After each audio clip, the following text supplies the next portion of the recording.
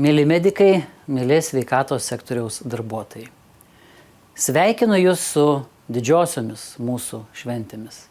Kūčiomis, šventomis kalėdomis, naujaisiais metais ir linkiu, kad Jūsų ir Jūsų šeimos namus aplankytų santarvė ir ramybės dvasia. Pastarieji metai sveikatos apsaugos sistemoje buvo ypatingi. Pacientams Jūs suteikėte rekordinės konsultacijų apimtis. 30 milijonų konsultacijų. Milžiniškas krūvis, su kuriuo jums teko tvarkytis postkovidiniu periodu, kai plūstelėjo pacientų su uždelstomis ligomis srautas. Kiekvieną dieną pacientas ir medikas susiduria apie 70 000 kartų. Už šių statistinių pasimatymų skaičių slepiasi konkretūs gydytojai, slaugytojai, registratoriai. Visų čia neišvardysiu. Visi svarbus. Ir kiekvienas pasimatymas svarbus. Jums teko atlaikyti šį išbandymą. Tai net ne statistika ar kartai.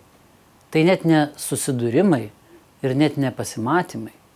Tai jūsų rūpesčių sukurtos 70 000 istorijų. Kiekvieną dieną. Niekas nepajėgus jas visas aprašyti. Na, nebent tik su burtų lazdele ir tik Hario Poterio pasaulyje. Viskas lengva ir paprasta. Kai burtų lazdelės nėra, tenka dirbti. Daug, nuosekliai ir sąžiningai. Ir jums tai pavyko. Nebe nuostolių, nebe trinčių, bet pavyko.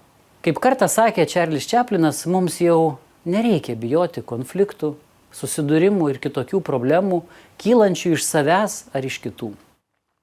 Net žvaigždės susiduria viena su kita. Tačiau iš šių susidūrimų gimsta nauji pasauliai. Mums tai reikia žinoti, tai gyvenimas.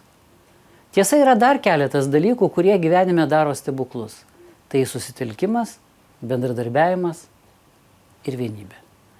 Palinkėsiu, kad kitąmet bendrystės būtų dar daugiau, kad jūs dar dažniau išgirstumėte padėkos žodį tiek viešai, tiek asmeniškai. Šypsena ir geros emocijos daro stebuklus ne tik per šventes. Linkiu stebuklingų dovanų ir sveikatos. Su šventėmis jūs ir jūsų šeimas.